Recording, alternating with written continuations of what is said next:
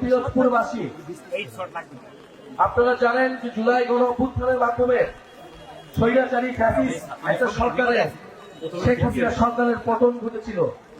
যেই সরকার 16 বছর ধরে জোর করে ক্ষমতায় টিকেছিল, মানুষের উপর এমন কোন নির্যাতন নাই যে এই সরকার করে নাই।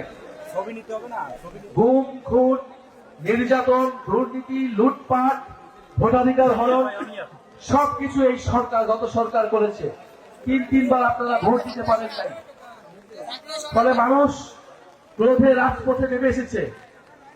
শুধু সরকার বা রাজনৈতিক দল নয়, মানুষের উপর নির্যাতন চালিয়েছে পুলিশ, আমলাতন্ত্র এবং সরকার রাষ্ট্রযন্ত্রের সকল বাহিনী।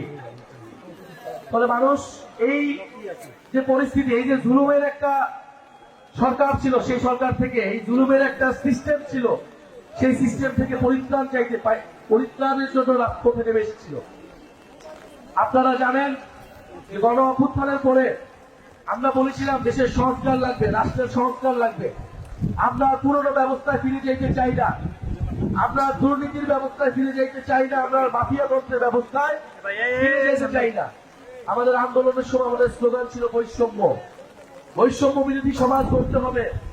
সমাজে নানা ধরনের বৈষম্য, ধর্মের বৈষম্য, শ্রমিকের সাথে বৈষম্য, এই সকল বৈষম্য, গরিবের সাথে বৈষম্য, এই বৈষম্যগুলো দূর করতে হবে।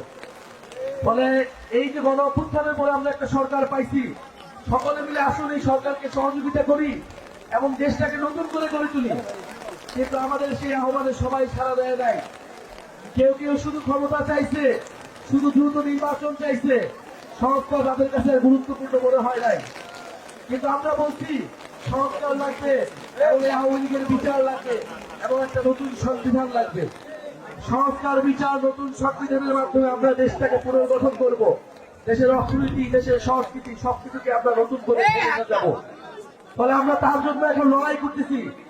জুলাই গণ অভ্যুত্থানে হয়তো আমাদের সাথে অনেক দলমত ছিল, কিন্তু দেশের সংস্কারের পক্ষে আজকে যদি কেউ না থাকে, আমরা যে তরুণরা রাজপথে নেমেছিলাম, আমাদের আহ্বানে যারা আপনারা নেমেছিলেন, আমাদের আহ্বানে যারা এসে শহীদ হয়েছিলেন, তাদের কাছে আমাদের দায়বদ্ধতা আছে।